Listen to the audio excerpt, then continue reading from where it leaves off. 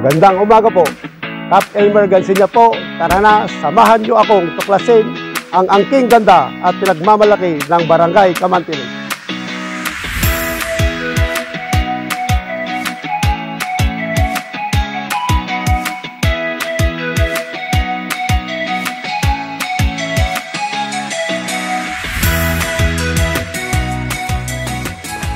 Sir, sino po si Cap Elmer Gansilla? Magandang tanong po yan. Ako po ay isang simpleng tao lang po dito sa Barangay Camantiles na gustong maglikod po sa aming barangay at makatulong din po. Kahit sa murang edad, pinasok ko na yung politika kasi yun po yung tumatakbo sa aming dugo. Sir, minsan ba sa inyong buhay pinangarap niyo po bang pasukin ang mundo ng politika? Nung bata ako, may pangarap ako pero hindi po politika. Parang gusto kong sundin yung yapak ng aking tatay na maging pulis.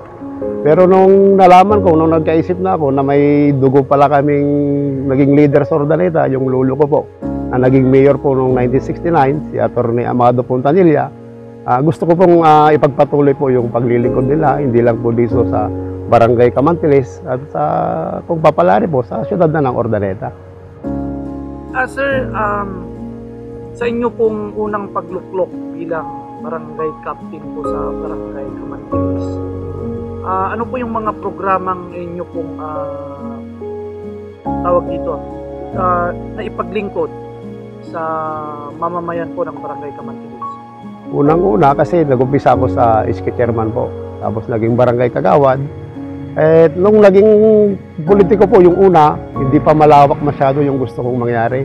Unang-una, nakapokus lang ako sa kabataan. Pero nung naglaon, nung tumagal na po ako dito, ang unang pumasok sa isip ako po yung peace and order po sa Camantiles. Kasi gusto ko, lahat po ng kabarangay ko, medyo maganda po yung nasa utak nila o sa isip nila na shift po sila dito sa Camantiles at gusto ko rin tumulid na paun na rin po ang aking barangay sa tulong na rin po ng aking mga lugaran at ibigay po lahat ng serbisyo na naayon po sa kanila. Sir, dumako naman po tayo sa history po ng Camantiles. So, kwentuhan nyo naman po kami kung saan po nagmula ang salitang Camantiles. Uli, ang Camantiles nanggaling po sa puno yan. Yung tinatawag natin Camantiles or sa Ilocano is the Mortis. Kasi nung unang panahon, yung mga biyahero, galing pa ng Mangaldan o mayroon pong malaking puno po dito sa Camantiles na lagi nila pong pahingaan. Kaya pag nagkakasalubong sila sa daan, tinatanong nila kung saan sila galing. Ang sinasabi nila, galing kami nagpahinga sa silong ng Camantiles. So, nung naglaon na, naging kwan na yun yung puno na yun, kasi malaking puno daw talaga ng kwan yun. Kaya laging sinasabi na pag biyahe sila, magkita-kita po tayo sa puno ng Camantiles, sabi nila. So, doon nagsimula po yung pangalan namin na Barangay Camantiles. Then, gaano po kalawak o kaluwang ang nasasakupan po ng barangay? Kasi yung Barangay Camantiles po is bounded po ng tatlong boundary ng Manawag, tsaka boundary po ng Lawak. So, more or less po nasa 3,000 po na hektarya din po na consist of 7 purok at 3 sitio po yung Camantiles. Dumako naman po tayo sa bilang po ng populasyon po ninyo. Ilan po ba yung kabuang bilang ng inyong populasyon? Base po sa datos po na nakuha po ng barangay, 7,991 po ang total inhabitants po natin dito po sa Barangay Camantiles po. So ano po yung kadalasang hanap buhay po ng mamamayan ng Barangay Camantiles? Unang-una po pagsasaka ang nila dito, tapos sa cattle market na rin po, sa corn farming, saka sa rice po. Doon sila po, saka gulay. Yun po yung year-round na ginagawa po nila dito sa amin. Sir, aktibo po ba ang inyong pong mga mamamayan sa gawaing pagsamba? So, magbigay po kayo sa akin ng mga relihiyon na matatagpuan po dito sa inyong barangay. May makikita po kayo dito na kapilya ng Iglesia ni Cristo na nandyan po sa Proxingo, saka yung kapilya po ng Katoliko na bagong gawa din po at very active din po sila.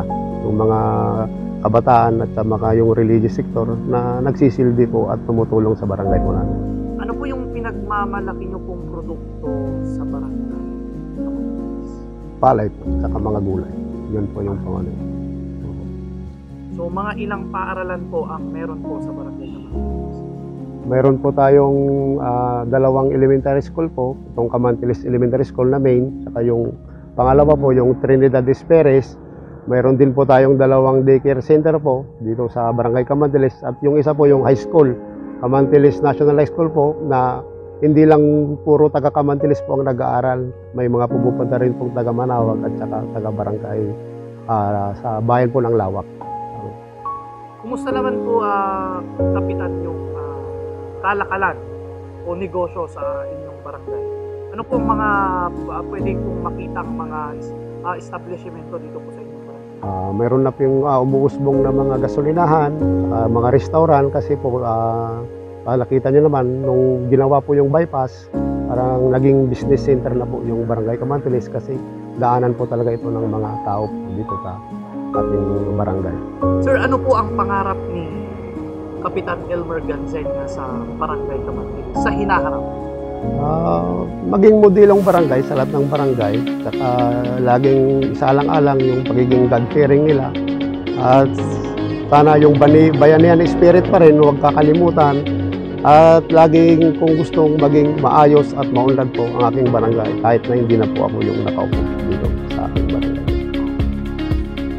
Ano po yung mensahe po natin sa ating minamahal na Alkalde, Julio M. Paraino III, at sa Sangguniang Panglungsod sa pangunguna po ni Vice Mayor Jimmy Paraino? Yung sa atin naman, sa siyudad ng Urdaneta, ang ganda yung nangyayari po ngayon.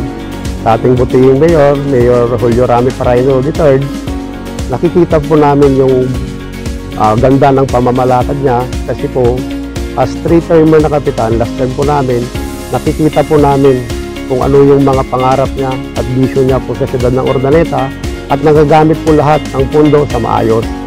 At sa ating namang butihing Vice Mayor, sa si Jimmy Ding, maganda po ang pamamalakad niya bilang presiding officer po sa Sangguniang Panglungsod, at kaming mga kapitan po ay 100% na nakasuporta po sa kanila, kasi nakikita namin po ang patuloy na ganda at progreso po ng siyudad ng Urdaneta. Sabi nga nila po, Urdaneta, mayaten tata. So yun po ang lagi yung nasa isip po namin, na tulungan po sila para lalong umunlad at gumanda ang siyudad ng Urdaneta at maging modelo po. Hindi lang po sa Pangasinan, ang pangarap po namin, maging modelo tayo buong Region 1 po. Yun lang po ang masasabi ko sa kanila. Barangay Camantilis, serbisyong kay bilis.